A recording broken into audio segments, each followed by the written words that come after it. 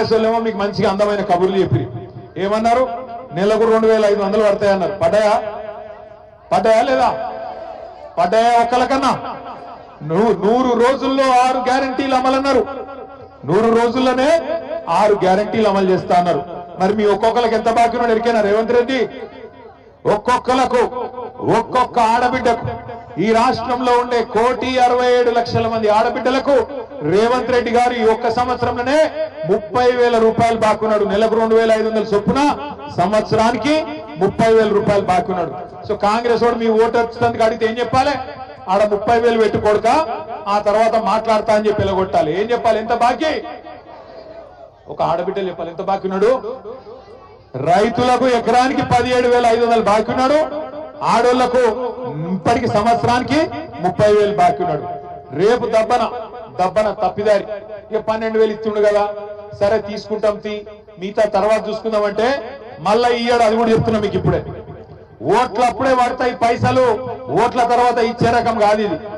Parliament అప్పుడు వేసినట్టు చేసిండు, మీరు డబ్బల ఓట్లేయంగానే వానకాలం ఎగ్గొట్టిండు.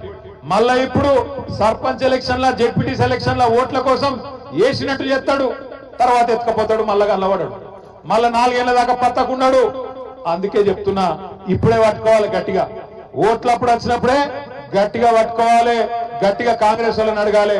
ఏమాయ కొడక రైతు భరోసా ఎడవైంది, రైతు బీమా సంగతి ఏంది, రుణమాఫీ సంగతి ఏంది, మాకు ఆడబిడ్డలకు బాకీ పడ్డవు 30,000 దాని సంగతి ఏందని అడగాలి. ఇక చెప్పుకుంటూ పోతే చాలు ఉన్నది. 4-5 లక్షల లగ్గాలైనాయి తెలంగాణలో ఈ సంవత్సరంలో. ఒక్కొక్క లగ్గానికి ఎంత బాకీ ఉన్నాడు రేవంత్ రెడ్డి? మరి తులం బంగారం దొరకలేదా? బంగారం షాపుడు ఇత్తలేడా? లేకపోతే నిన్ను నమ్ముతలేడా? లేకపోతే ఎందుకు పోయింది తులం బంగారం? ఎంతున్నది ఇప్పుడు తులం బంగారం? స్థిరమైందా? ఎంత అయింది ఇప్పుడు? 80,000 అయిందా? 80,000 అయిందా? అగో 5 లక్షల మంది ఆడబిడ్డలు పెళ్లిళ్ళు చేసుకున్న వాళ్ళు మీకు ఒక్కొక్కరికి 80,000 రూపాయలు బాకీ ఉన్నాడు రేవంత్ రెడ్డి. కాంగ్రెస్ వాళ్ళని అడగాలి, తులం బంగారం ఏడవాయ కొడుక అని అడగాలి. 6 గ్యారెంటీలు అన్నాడు. ఇగో చిన్నమ్మ చెప్తాను, సిలిండర్ ఫ్రీగా వస్తుందా మీకు? 500కు ఇస్తాను కదా, వస్తుందా? కరెంటు 200 యూనిట్లు ఫ్రీ అన్నాడు, వస్తుందా? అక్క చెల్లె కట్టకుర్రి సోనియమ్మ కడుతుంది అన్నాడు, కడుతుందా సోనియమ్మ ఆడవాయనో ఇందిరమ్మ ఆడవాయనో మనకు రేవంత్ రెడ్డి తలుపుకున్నాడు.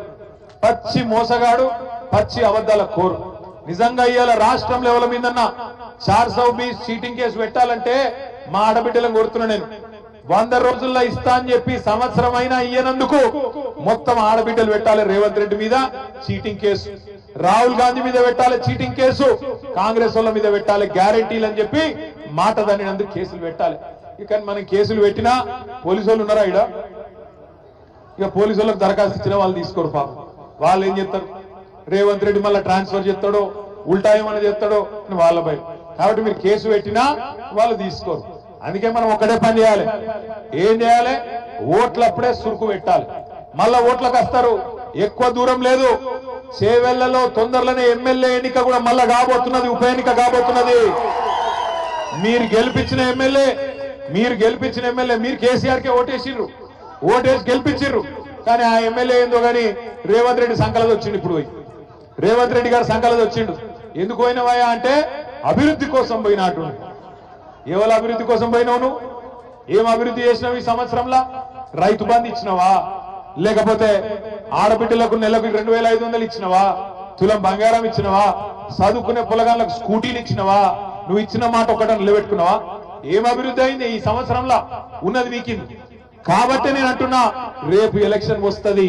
ఎలక్షన్ వచ్చినప్పుడు చేవెళ్ళ మాత్రమే కాదు, రాష్ట్రంలో 10 మంది ఎమ్మెల్యేలు ఎవరైతే పార్టీ మారినరో 2025 సంవత్సరంలోనే ఆ ఎలక్షన్ కూడా వస్తుంది. మీ చేవెళ్ళ ఉప ఎన్నిక కూడా వస్తుంది.